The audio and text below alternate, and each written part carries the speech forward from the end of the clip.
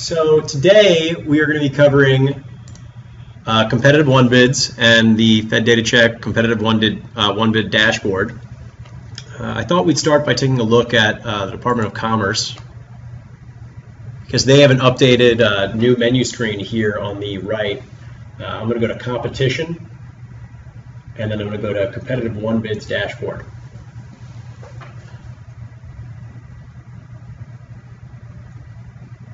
So you're going to see here that we define competitive one bids two ways. On this page, page 1, we're going to be looking at the OMB methodology. So a competitive one bid here is something that meets FPDS&G's criteria for a competed award, and it only received one bid. So on this first page, it's kind of an overview. We're looking at mod 0 and all mods that follow in FPDS for competed one bids. Here you can track the rate for an entire department by month, or you can look at individual offices. You can also drill through if you want to specifically look at that point in time and see which awards were flagged.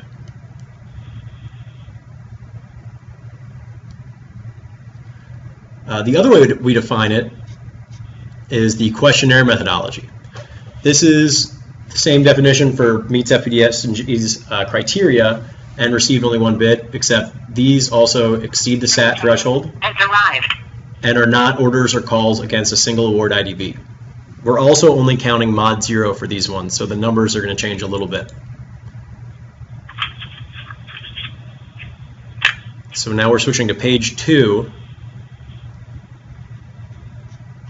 So we have all these different, I'm going to focus on those in 1 minute, but first I'm going to look at our questionnaire, which is what this page is basing all of its information off of. If you do get flagged for an award, you're going to be given this one bid analysis form.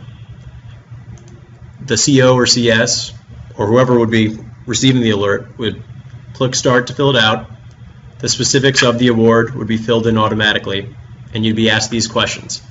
What methods did you use to increase industry interest? Did market research show more than one vendor would likely submit an offer? How long was the solicitation open? Did you follow up with non-offerers to find out why they did not submit an offer? If you got only one offer initially, did you resolicit and still get only one offer?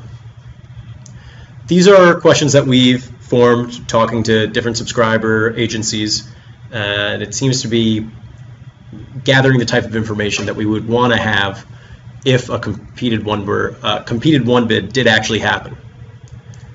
So we can look here, and there's some data, but I'm actually going to hop over real quick to this same page, page 2, for HHS, who've been using this dashboard a little bit longer.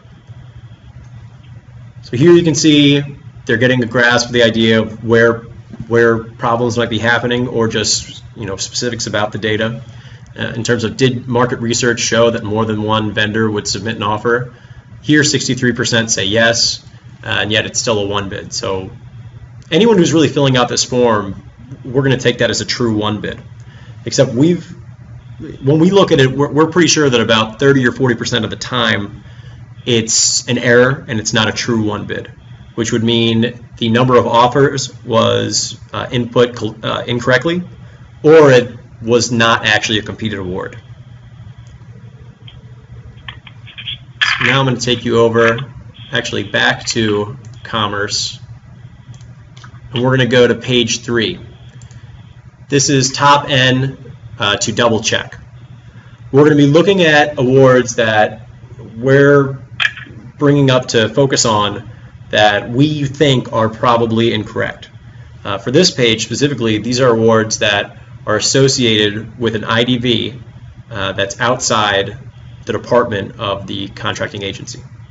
So here, this is an award using a GSA schedule. We can drill through to FPDS&G. So this is going to be for NOAA. It's about almost $15 million. Let's click through.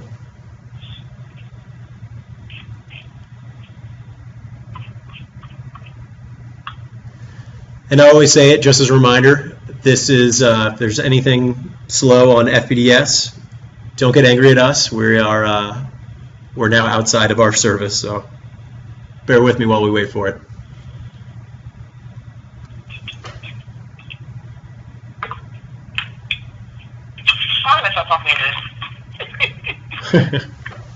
Okay, we're in now. All right, so it's about $15 million. The vendor name was Global Science and Technology Incorporated. This was Support Professional Engineering and Technical for the PSC code. The next code, it was Engineering Services.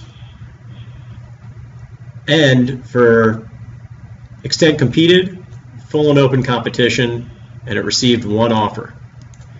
I'm not saying this is incorrect, but it is something we're pointing out to take an extra look at, because there's a chance that it is incorrect, and for a $15 million award, this would sway your statistics somewhat dramatically. So on this page, we're flagging 10 awards that have a high dollar value that are associated with a vehicle that we think would probably be incorrect. So if you just, went on your department's page, went to page 3, and looked at this list and looked at who modified it last and gave them a call, we could see things kind of quickly turn around in terms of the statistics for competed one bids. Now let's look at page 4. These are top N awards we're flagging. So these aren't necessarily associated with a vehicle. They can be, but these are just the highest dollar value. If you look here, we're saying corrected status assumes that the awards listed below are determined to not be competitive one bids. So we're saying if you went in and were able to have all these change to be either competed to be not competed, or to have had more than one bid, then at least for commerce here, we'd see a drop in about 2.5% for their competitive one bid rate, just by contacting these, the last modified user of these 10 contracts. So I'm going to hop now to page 5, which is one bid expiring awards. You know what? Actually, I'm going to go to HHS for this one. So I'm going to page 5, one bid expiring awards. Here we're going to be looking at awards that received one bid, were competed, and are going to be expiring soon. The idea being that the same issue, whatever happened last time, would not be repeated again in fulfilling the same contract or a similar contract. So why don't we go to, we'll look at Food and Drug Administration. Sometimes if you see contracts that have one bid for high dollar values, it makes sense. If it's a utility, that sometimes can happen. But let's look here. So IT, Telecommunications, McFadden and Associates. This is an award for $3 million. Let's go ahead and take a look at this in FPDS. Hopefully it will open quickly.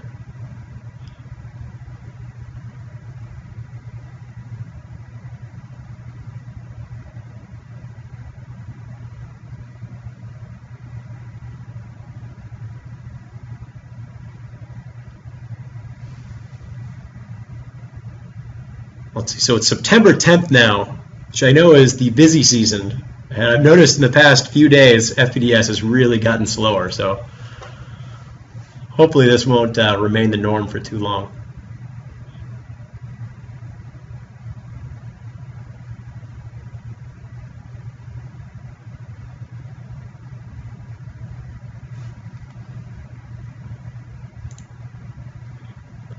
Just a reminder, now that we're waiting, we have 4 webinars coming up on different topics, different dashboards, and other services that we offer.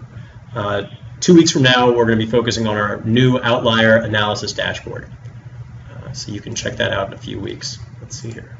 All right, so we're up. We're going to be looking at this award here that is one of our expiring awards. It's ending soon, and it had a one bid and was competed. So this is full and open competition, one offer for $1 million. and it's for IT and telecommunications. Now, it would appear here that this probably wasn't a real competed one bid, but if it was, this might be something you want to go look back at before you fulfill another contract and say, maybe we want to market this a little bit more and take extra steps to try to see if you get more bids the next time. And that is, again, page 5. So we're going to go ahead and look at page 6. We'll stick with HHS for now. So HHS actually really helped us with this page. We didn't have it until a couple weeks ago, but they wanted to look at corrected one bids and kind of track changes before we really start rolling out all these alerts, just to see the ones that have been changed so far. So the orange colored alerts here that we have here, these are where the number of offers were increased in FPDS&G, and the purple is awards that were changed to not competed. So right now we have 3 that are orange, we have 15 awards that are purple, and we're starting to see the process begin here. And our goal is for there to be a lot less green here and a lot more blue, which is definitely going to happen. We're kind of, this is a new dashboard. But if you can see here, there is a little bit of blue right now. I think that we have, whoops. I was going to pull up Commerce too. But so the basic idea there is we want to track the change, we want to see the progress happening, and we want you to go in and be able to see the progress happening. There's also one more page, quickly, I'm going to show you.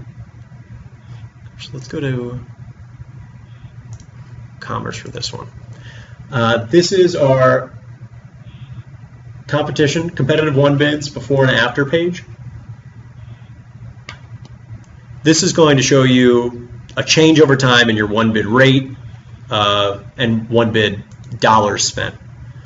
So right now we're looking at the first 3 quarters of the fiscal year, essentially, and we're seeing how much each bureau was spending on competed one bids, the amount of dollars they're spending. If you hover over there, you get the name. You can also drill out, and it's going to show you the specific dates for the first part of the year. And then we're going to see how that compares to now, and these are color-coded. So Commerce as a whole, they got better. That's why we see the green. The Bureau of the Census did produce more one bid rates, or their one bid rate increased, so they're in red. So we color-coded it, made it easy for everybody. You can look through and see the different charts here for dollars of one bids competed, number of one bids competed, and on the top that was percent of one bids competed. At the bottom here, we are putting 3 competitive one bids to double check for each office, and what we want to see is that the left side has different awards on there than the right side, which means that those were corrected. Someone did come in and change those, and we're no longer flagging them. So these are high dollar values that we're noticing that could quickly change your rate and are most likely incorrect, either mouse overs for saying it was only one offer, or that it was actually supposed to not have been competed. So hopefully using this page, which is the trends before and after page, you'll be able to see your progress. I'm going to open it up now. If anyone has any questions, I'm happy to go over anything here on competitive one bids. Well, all right. Just again, and I'll still hold if anyone wants to ask a question later. Again, we're going to have another one of these in 2 weeks. It's going to be on our outlier analysis dashboard.